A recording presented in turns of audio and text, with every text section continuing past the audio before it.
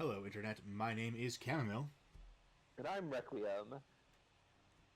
We pulled over at this hostel is.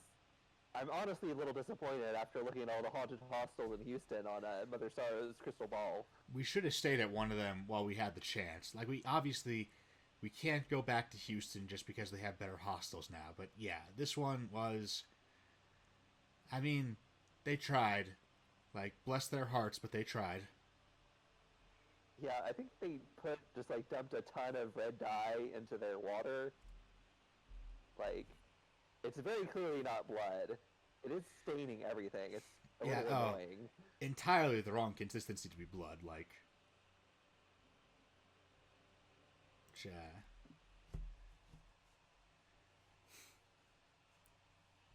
Yeah, when we got I here, the mean, proprietor was like, "Oh, close your eyes for a second and put your hand in this bowl." It was very obviously grapes. I did open my eyes and it was peeled grapes. I was like, "These are peeled grapes." Like, no, they're eyes. Are you not terrified? I was like, "I'm not even a little." yeah, Then he started to cry and I felt bad, so I screamed. yeah. I mean, like when the skeleton popped out of the closet, you know, I mean, I legitimately screamed at that. And I mean, I did my best. The problem is, whenever I'm doing a fake scream, it always just kind of like, ah, right? I mean, I'm not trying to make fun of you guys, I promise. Like, I appreciate this is, I assume, the first time you've ever haunted a hostel before. But, I'm sorry, I'm just bad at pretending to be scared. I hope it helps to know that I appreciate what you're trying to do here, Everyone's got to get their first haunt in somewhere, right? These grapes are pretty good. Would you like one? Yeah, sure.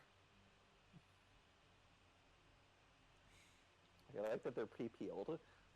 Yeah, no, I mean, I assume that the skin of the grape is the best part or something, but whatever. The inside of the grape is the good part. And it's a little bit disappointing, granted, that you can't squeeze the jelly out and spread it on toast. But again, I'm trying to cut these guys from slack. Some slack. They're clearly new at haunting hostels and haunting in general, really.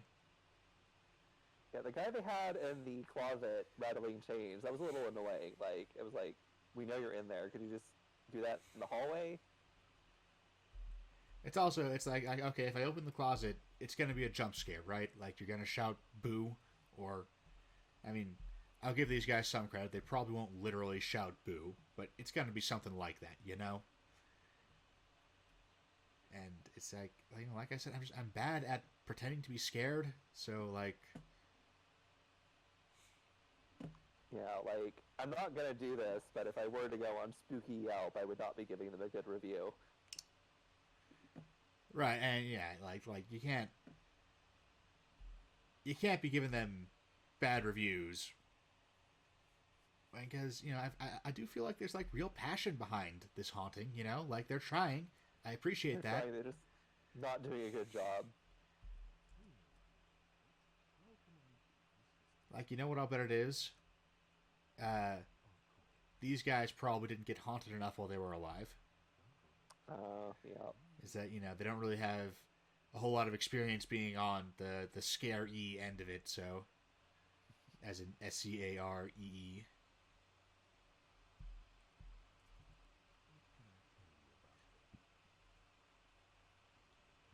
What is a gargoyle? It's a TV show from the '90s, generally considered to be a pretty high point for Western animation.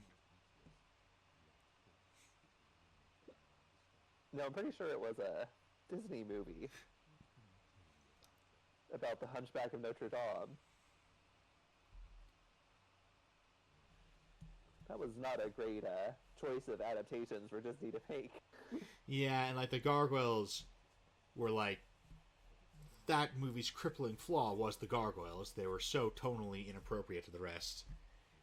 Which, and I mean, they were like the only Disney part of that Disney movie, but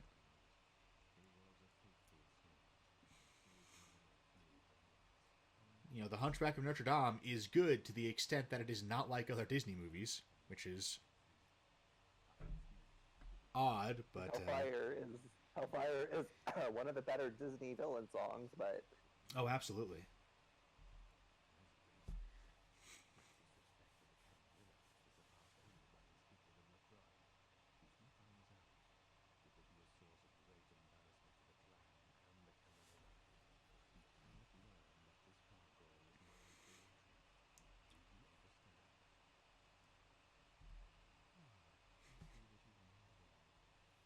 does the Hunchback of Notre Dame ever appear in Kingdom Hearts? Yes. That one is in, I want to say, Dream Drop Distance, whichever the one with Sora and Riku is. Where Riku is actually playable. Like, almost every game has Sora and Riku in it, but, Because the Hunchback is one of the princesses of heart, because he is so pure-hearted. But Frollo has been overtaken by the darkness and become a heartless. But he still looks like he's actually a nobody, obviously. I like how we're still doing this even though we're not even in the Kingdom Hearts playthrough anymore. What was my accuracy on that? That one was really low. Oh. Disney characters are almost never significantly altered. So...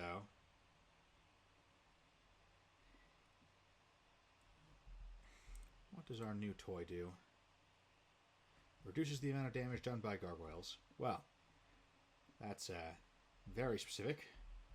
Okay, good. We do already have a sledgehammer. It is going to be super useful through this playthrough once the gargoyles start showing up after this, right? Right. Because there's a ton of them. Yeah, in right? the gargoyle dungeon. The entire ending is just pure gargoyles. Nothing but gargoyles.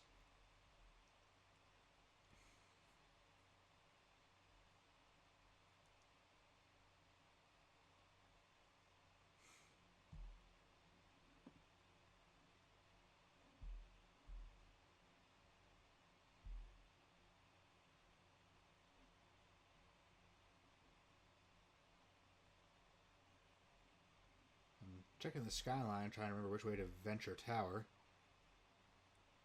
Unfortunately, there are a number of creepy towers reaching as though like claws into the sky, which I don't think that's a... I think that might be an invention of I don't know that LA has a lot of Art Deco in it, does it? Did you see that guy just casually sit down on air? I did not. Was he a mime? Because they do that sometimes. And he was not. If he were, I would be honor bound to slay him. But he was just like a regular guy. Yeah, looking at the LA skyline, it seems like it's mostly international style.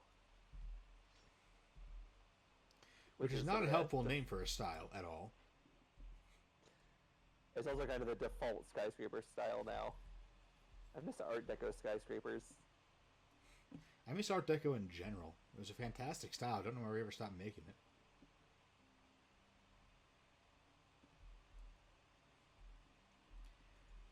So, fighting the gargoyle here.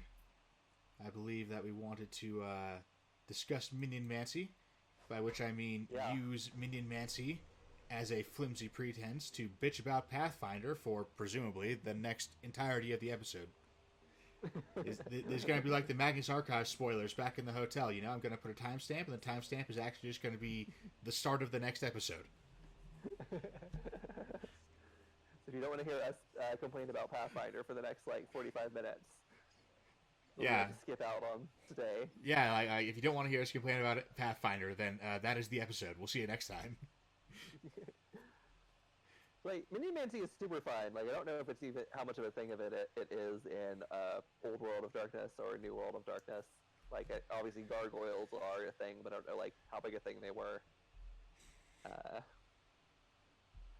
I get like the issue with minion mancy is, especially in Pathfinder, is the action economy, and you can break the action economy with too much minion mancy.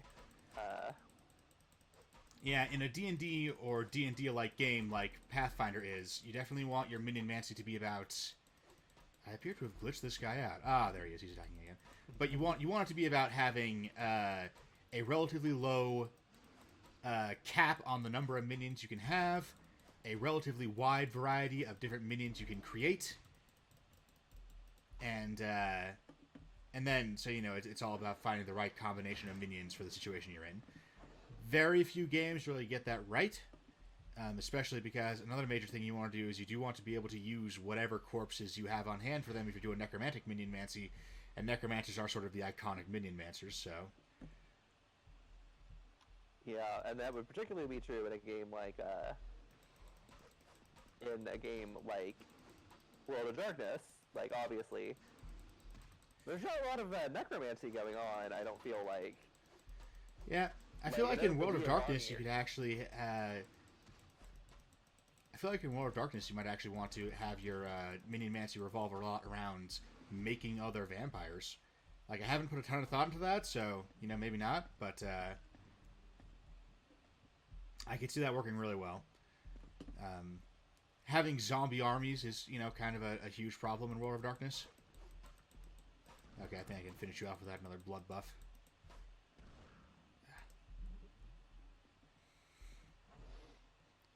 I may need some blood, though. Luckily, I still got all that stuff I stole from Grout.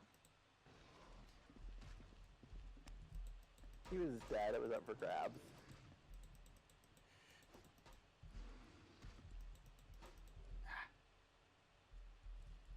Maybe in World of Darkness, like, only at least in old World of Darkness, only the Giovanni really do necromancy, right? Pretty much. I mean, there's a bunch of weird little exceptions to everything as the game wears on, because, you know, they come out with a bunch of weird sub bloodlines that are offshoot clans and etc. Like, I'm positive the Tremere got their hands on it somehow eventually. Because, you know, the Tremere have literally dozens of thaumaturgy paths, and I'm certain that one of them was necromancy. Yeah.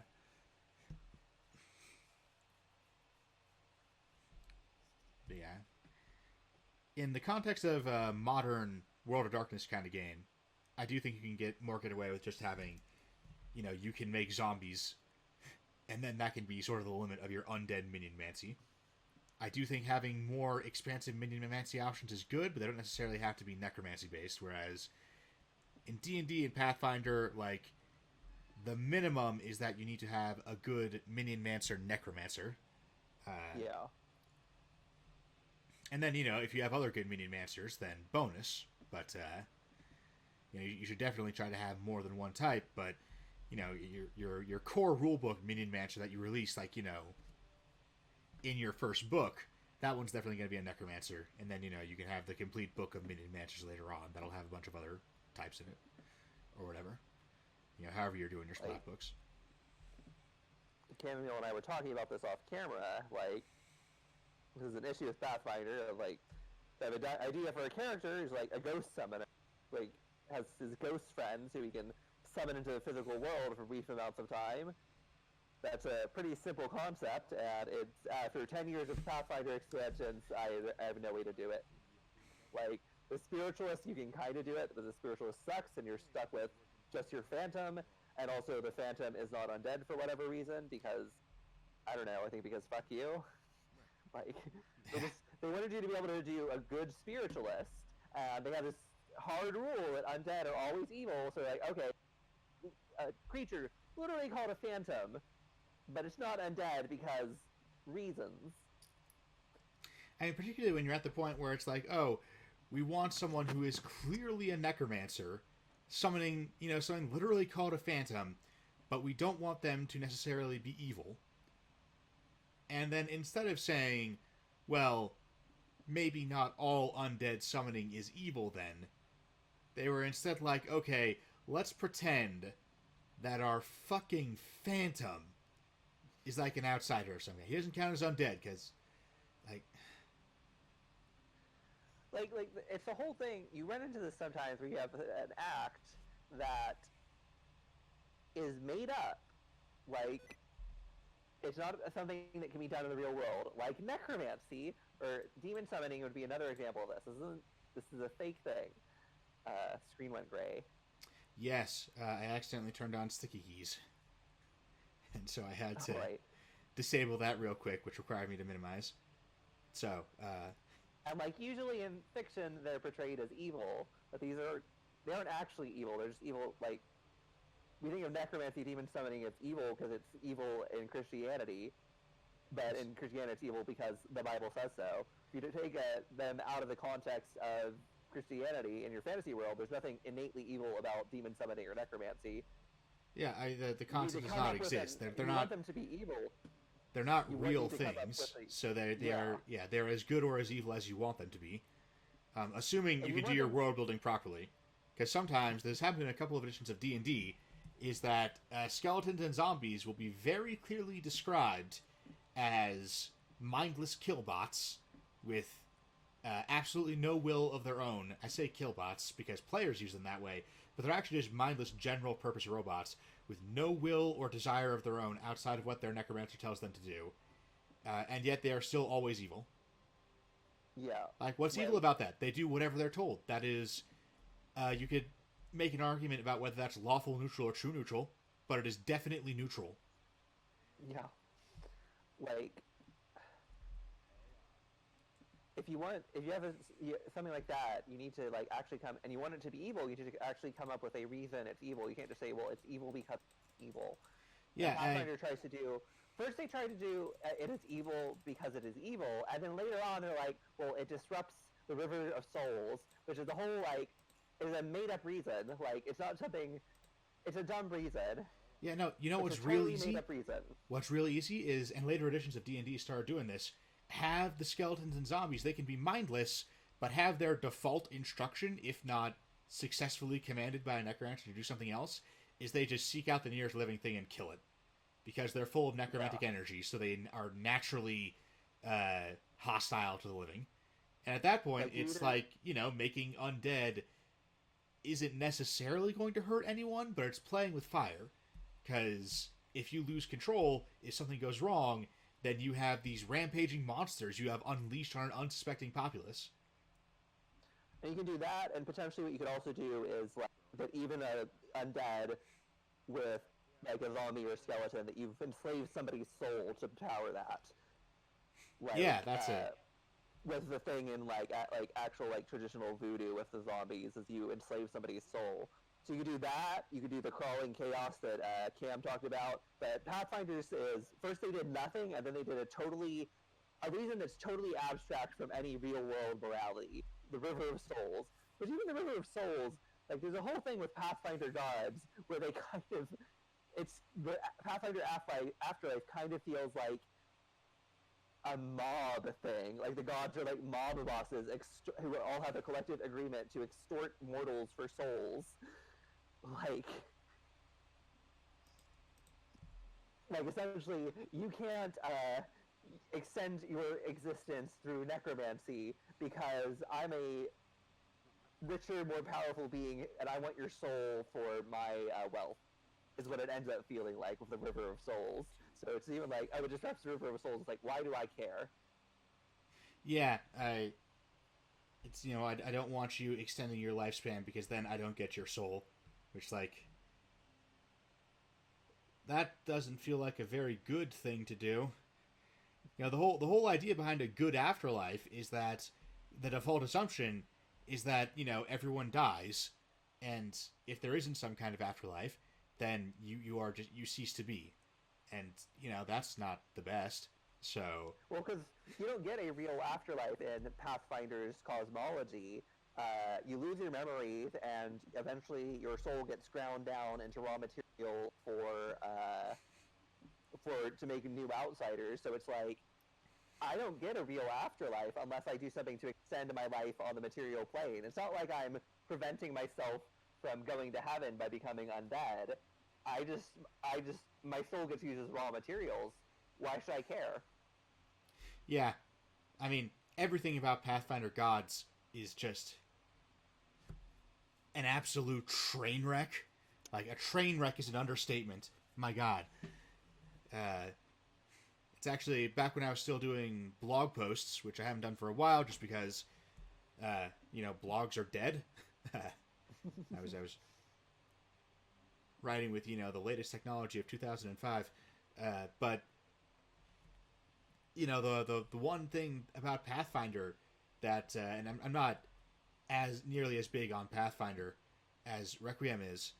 He was a scholar of Pathfinder for years, and he never liked any of it, but he kept on reading it. I have to assume there was some kind of Lovecraftian compulsion going on here.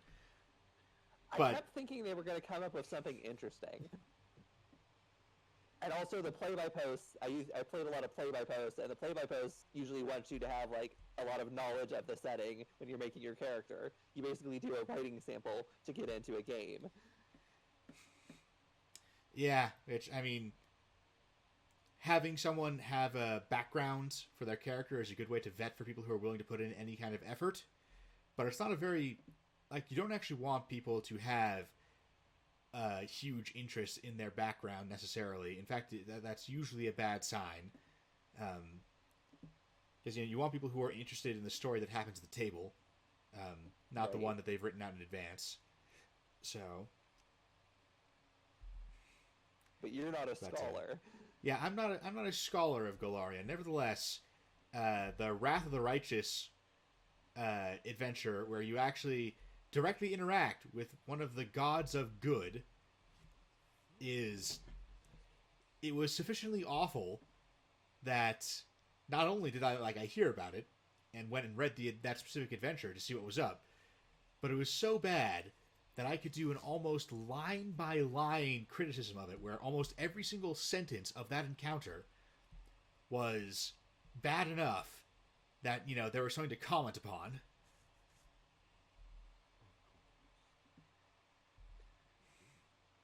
Part of the problem, I think, is they were trying to do, there's a little bit of too many cooks spoils the broth going on. They're simultaneously trying to do gods are alignment paragons. They're objectively whatever the alignment is. Alignment is an objective moral stance. It's not red team, blue team. But they're also trying to make their gods kind of mythological. And they're also trying to make their gods... They're trying to do the Planescape thing where it is kind of red team, blue team. Because you had a couple of people who... I only had one person who was I guess a Planescape writer who did a lot of their cosmology work. So you've got all these conflicting visions for what a D&D cosmology should look like getting shoved into one setting, and they don't work together. Yeah, they didn't have a unified vision of what these things were supposed to be. If you want good and evil to be red team, blue team, that's fine, but you can't also then have, but also good is objectively good and evil. Yeah. One or the other.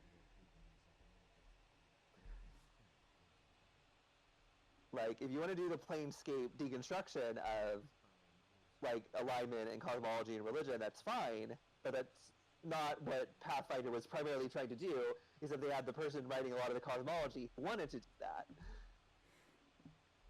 Yeah, I mean, it's the kind of thing where you need a setting battle for this kind of thing. And, it's not so with D&D, 3rd and 5th edition in particular, actually 4th edition did this a lot too. So basically, for a long time now, D&D has been very, very kitchen sinky.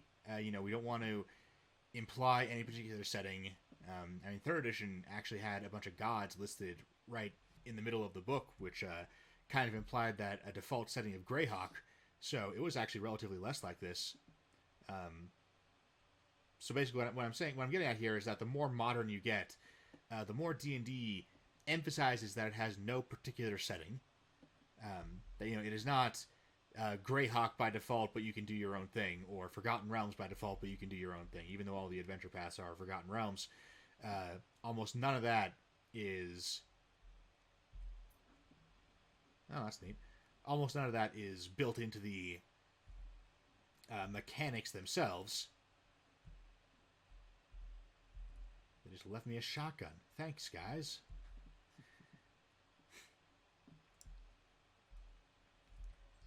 But Pathfinder is not like that.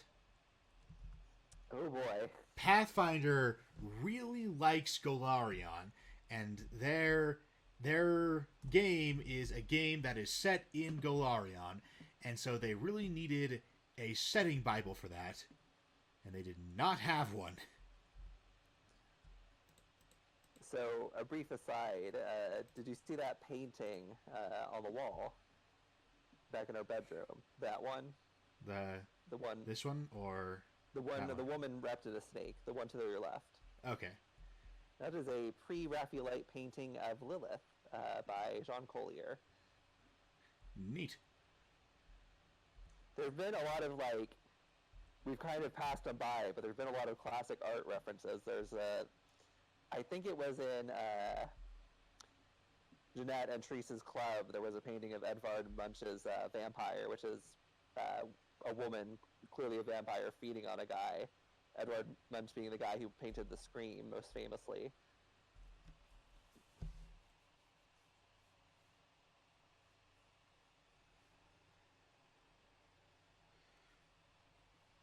But yeah, Galarian, it's a kitchen sink, but it's also trying to be a very specific setting, and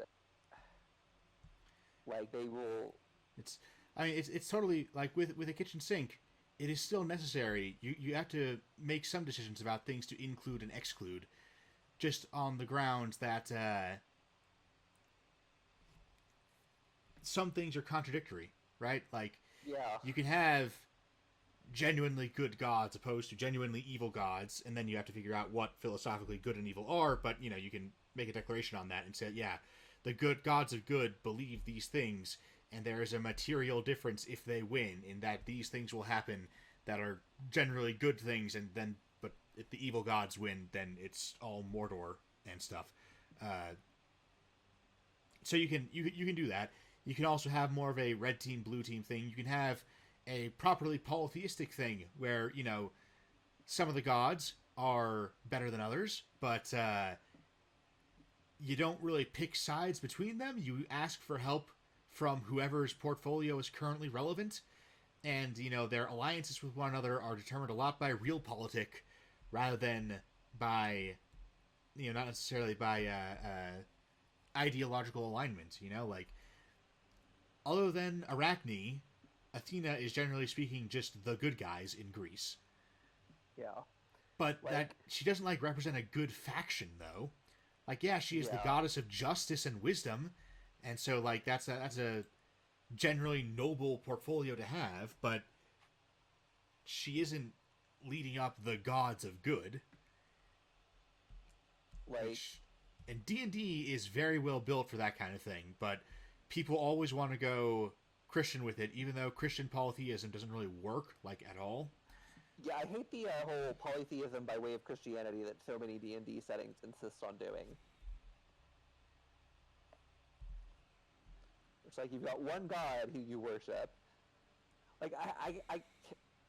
The only people who should have one particular god they worship is clerics, because there is such a thing in polytheism as someone who dedicates themselves to a particular god, but that is a priest, not a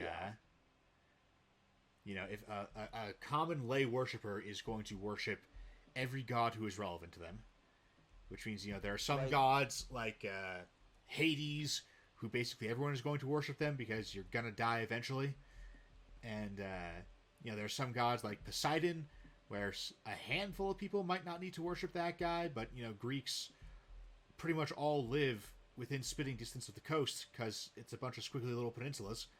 So almost everyone is within monsoon distance of the ocean, or of the sea rather. So everyone worships Poseidon because he's relevant to them. I could see having different pantheons, having different cultures of different pantheons they follow, and these could be two ways you could do it. You could either have it be the pantheons are actual separate families of gods, or you could have it each pantheon is a different way of interpreting this more objective set of gods that exist, but we can't actually access the perfect version of them because we're mortals and they're these bigger entities. I think Eberron kind of flirts with that. I don't know if they ever actually pinned it down. Eberron, one of their major things is that they kept it vague whether or not any of the gods were even real. Yeah, which I liked. Which, yeah, it was definitely, it's something that hadn't been done before in D&D. It was a breath of fresh air instead of just the umpteenth copying of the Greyhawk gods, which were not very good gods, by the way. They were very mechanically driven, although they were at least good at being that, which a lot of their imitations can't say as much. You could do something like with Zoroastrianism and Hinduism, where in Zoroastrianism the good gods are the Ahurav and the bad gods are the Divs, but in Hinduism the good gods are the Devas and the bad gods are the Asuras. So something where we've got like different cultural interpretations of things.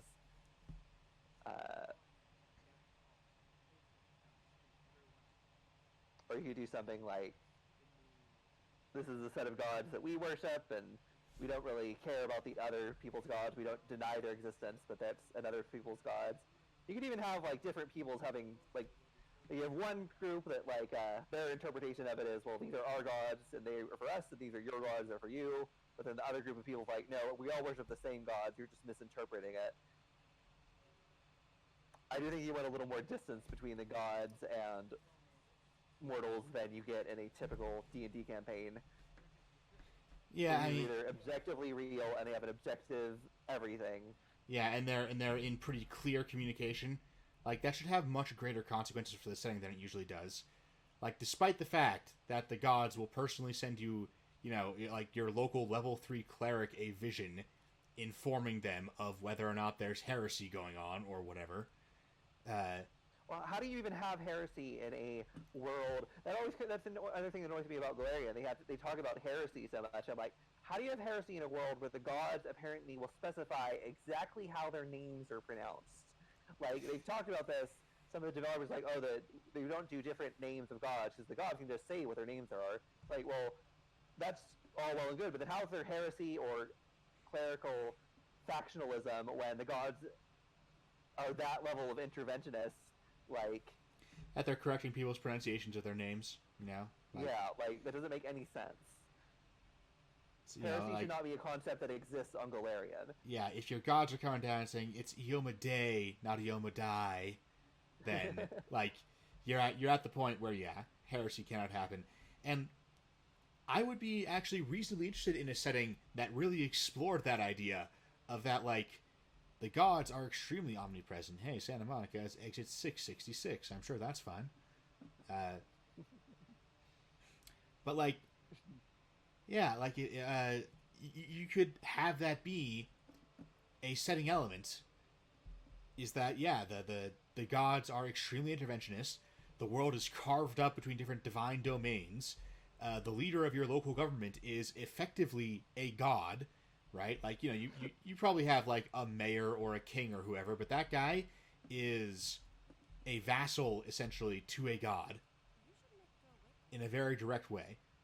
Like, that would be a very interesting setting, but it's not what you get. It's, you know, the gods, despite having a degree, you know, a ludicrous degree of interventionism, you know, despite their dogma and their symbols and so on being absolutely consistent across the entire setting, there's no disagreement about that. So they are clearly in fairly direct communication, at minimum with their own clerics, if not with humanity in general.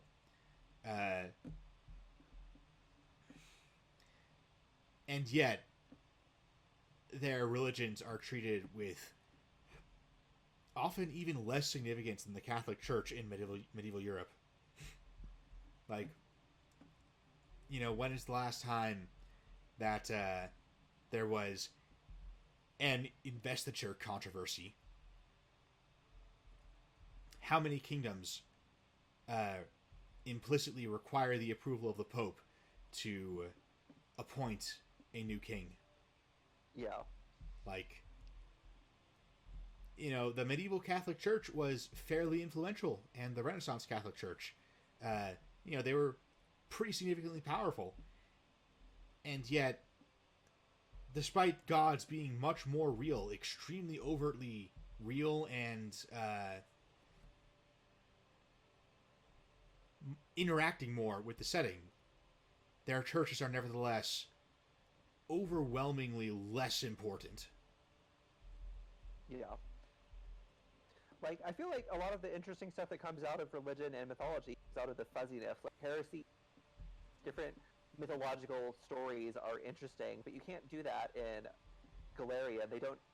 Like, here would be something interesting you could do. So, like, in Core Galarian, Iomade was the herald of Eredin, but I'm going to drop that for this thought experiment, just because I don't care about Eredin, and I don't think anybody does. Yeah, note to the pedants. Requiem is aware that he is changing the lore here. That's because the original lore was bad. So I'm going to say Iomade she was a mortal who claims to be the herald of Sarenrae, who is an actual important goddess. And this was hundreds of years ago. And you have one faction of Sarenrae worshippers who say that she was a prophet of Sarenrae. And then you have another faction who says, no, she wasn't. She was just a mortal. So you have this division in the Church of Sarenrae between people who think Iomade was her prophet and people who don't. That's kind of interesting. You could do something with that. Yeah, that would be cool. I mean, you would have to have Iomade and Sarenrae represent, a good basis for deities, which they don't especially, but... Well, most of the Pathfinder female deities are somehow less goddesses, most of the time. We managed to hit the two that aren't. I mean, if what you're saying is that they could be worse, then sure, but...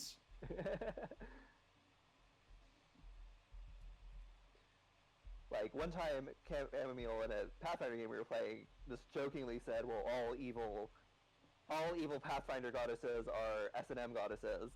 And then I looked, and he was pretty much right. Of the core female deities, they all have some sort of weird S&M aspect. Yeah, like, bear in mind, I don't... against S&M. Yeah, like, bear in mind that I don't have a whole lot of Pathfinder knowledge, so, like, I'm basically joking because the first two that I happened to encounter were both S&M goddesses. And it's like, I make a joke about how the pattern here is that they're all S&M goddesses. Ha ha ha. And then Requiem went and looked them up, and he's like, yeah, that's almost literally true. Oh. And it's like, it's not even a thing that... We're not like, don't have S&M in your game, don't have a goddess who does some sort of S&M aspect, but it was like every single one. I mean, I am toying with the idea of writing a dominatrix class for 5th edition. Like, just because that would be kind of funny. But, like... Clearly it needs to be for Pathfinder. No one plays Pathfinder anymore. That's true. Which, yeah. So, like, I'm totally on board with having S&M in D&D, but, like, the thing with the dominatrix class is that it would be released on its own. Most people would probably just read it for the lol of that it's kind of funny to make a dominatrix class. It would also, it would be one class, not literally all of them. Even if I made, and now I'm kind of thinking this would be kind of funny too, like an S&M themed subclass for like all of the 12 5th edition classes. That would clearly be like that would be a joke. That would not be, you would not put that in the core of your kitchen sink fantasy game. Whereas, with the Pathfinder gods, all the evil gods are S&M gods. Not like, in their let's be clear, S&M supplement. Goddesses. Yeah, okay, yeah. Not because, like, they released an S&M themed supplement and for some reason all of their evil goddesses happened to come out in that supplement. They just didn't have any in core. No, these gods are all core and they're all S&M themed. Is Pathfinder supposed to be secretly the S&M themed RPG?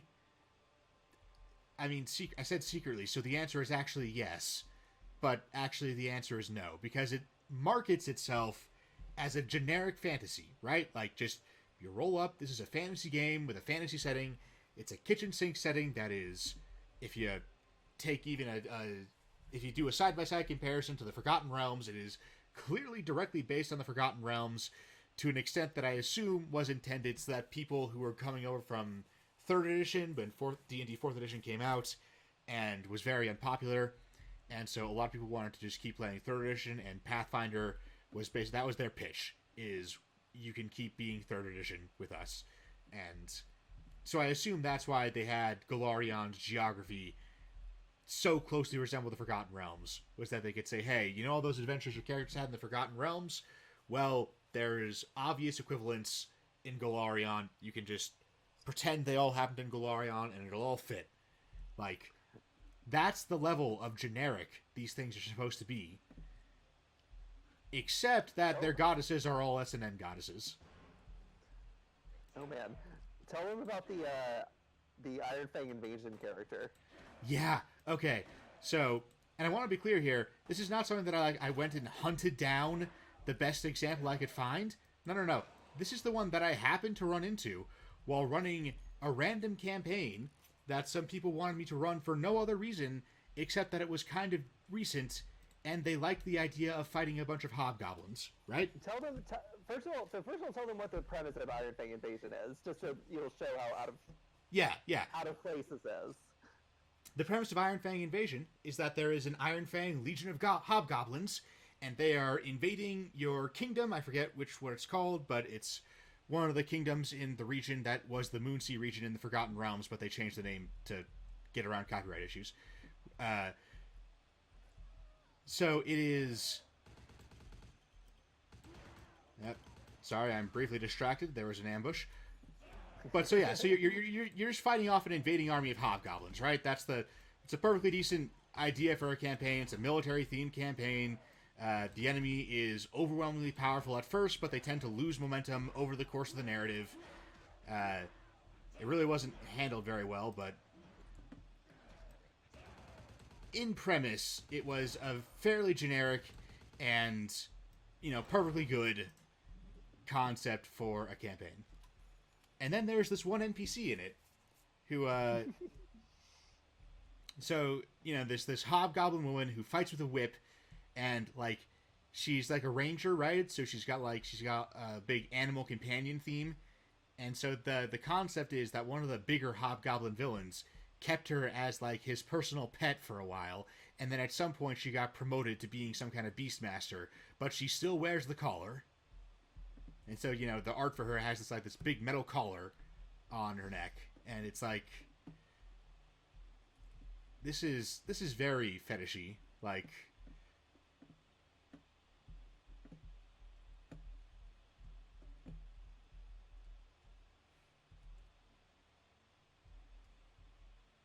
With the laptop set up here, I kind of have to assume this is a cam girl setup. Yeah. Was this a thing in 2004? And that's the thing, is I don't think they were, but it looks just like one. Go figure. They have a big porn studio back here. There's a multi-room affair. I feel like they're probably not going to be making any videos after this. That's probably true. Okay, so apparently we're not supposed to go in there.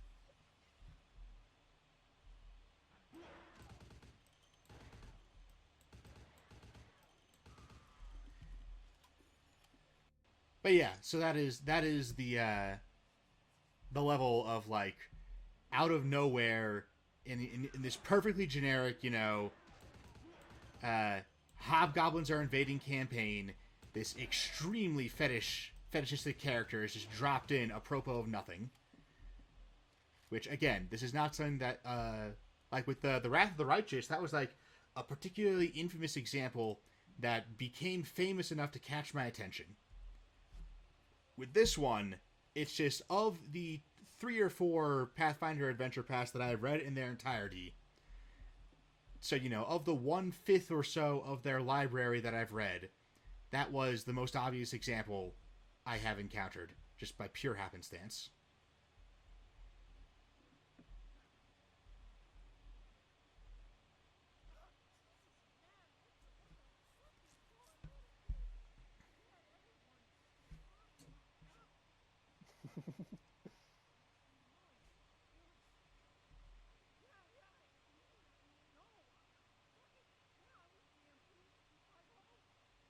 Do I look like a cop? Like, I'm neither in uniform nor could I possibly be undercover.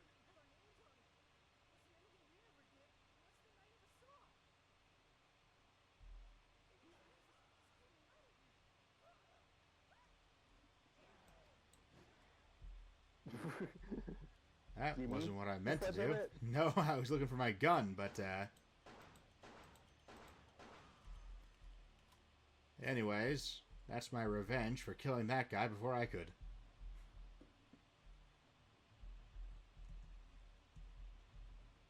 This is a weirdly video gamey thing.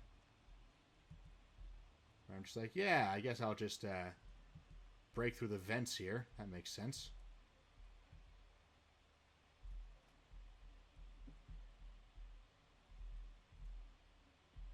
Well, we've got the tape at least. Yep.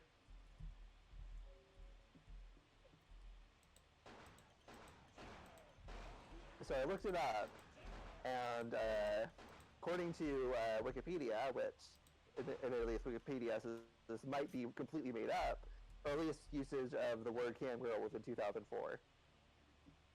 Oh wow, so like the year this game was released. I assumed then that they invented the concept.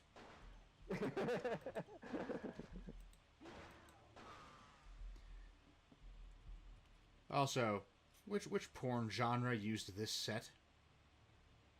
Oh, that's sad.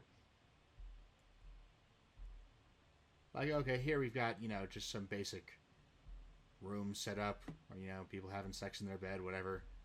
It's boring, but I guess someone's into that. But then, like, who's doing it in the fucking dumpster? Whose fetish is that?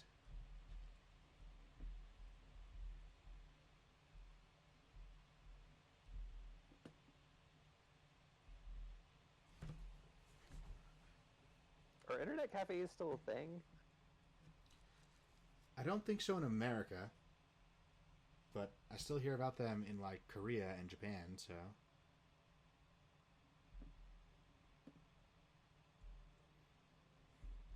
I'm not sure why. Like, doesn't everyone have Wi-Fi?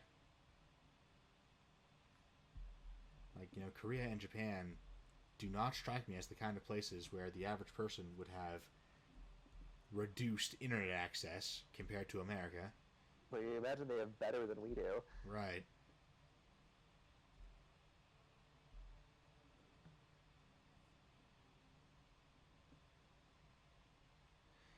These bystanders, their barks, they severely overestimate my interest in them. Like, whenever I bump into them, they assume I'm, like, hassling them or whatever. It's like, get the fuck out of my way. I've got places to be. This girl's really into you. The blood dolls usually are. Despite how much we botched it that first time. Right.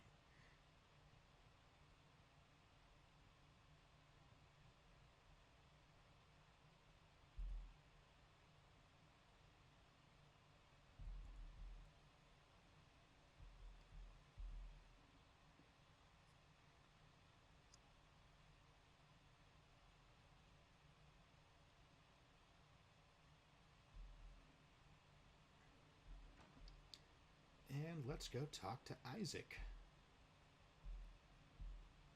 I forget, is he down here? Nah, he's on the other end.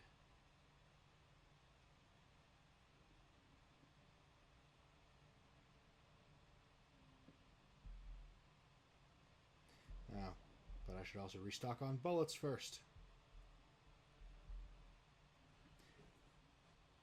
Because, you know, better to burn 2 minutes of screen time restocking on bullets and blood and stuff than to spend 20 minutes of screen time trying to figure out how to get past a tricky bit. What's that brand of cigarettes have the flag of Texas? That's not the flag of Texas, is it? I can't I think it, like, it might be... It's definitely supposed to be like the flag of Texas. It might be proportioned a little bit wrong, but... Hold on. You think that since we're in Texas, I would be able to spot the flag of Texas on sight? No, that's the flag of Texas, exactly. It's yeah. My only thought was like the star might be placed a little off center or something, but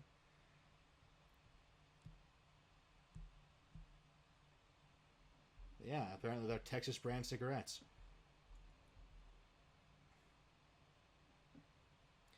And if there was ever a point where it was going to be illegal to use like flags for things that are not officially endorsed by the state, we are long past that point in America. You know, Yep.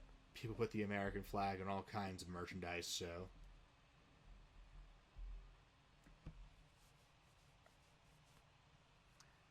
Yeah, Allen Ginsberg kind of pioneered wearing it as clothing, and he was doing it to be insulting because at the time when he was doing it, it was considered verboten to use the American flag as clothing. Ginsberg is the guy who wrote the poem "Howl" in the 50s. I saw the best minds of my generation.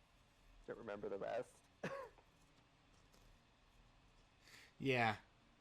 Uh, He was doing it to be anti-American, and now it's sort of like if you do that, you're kind of like somebody who's hyper-patriotic. yeah, like to the point of self-caricature. Yeah. Like, to be clear, in case our viewer is not American, that totally happens. But, like, the rest of the country is aware of how ridiculous that looks. We just can't stop them.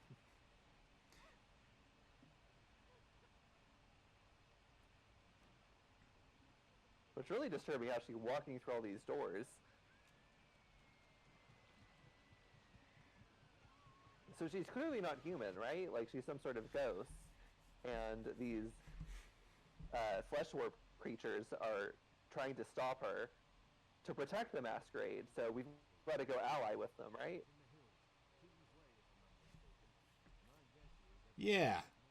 Let's go make a friend.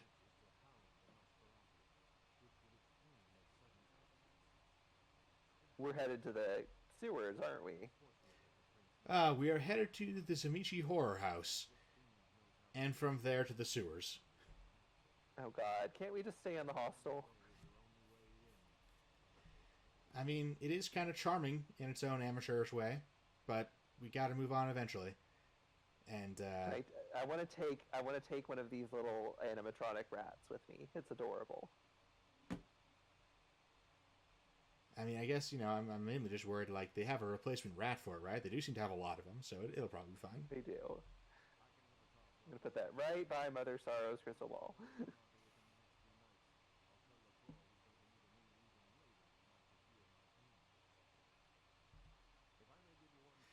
He has this line where he talks about how he'll give you a car there, which, again, just like with LaCroix's lines, implies that at one point, taking a certain option in this conversation would teleport you to the location.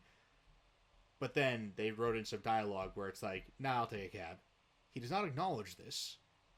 So, like, it definitely seems like the cab taking you to different places was like a late addition, particularly with that gate, which I had not noticed before this playthrough.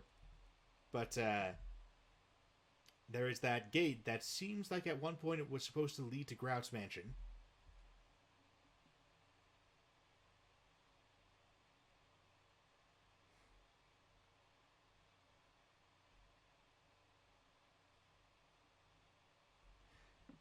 So yeah, I'm pretty sure the cab as a means of getting around was a late addition.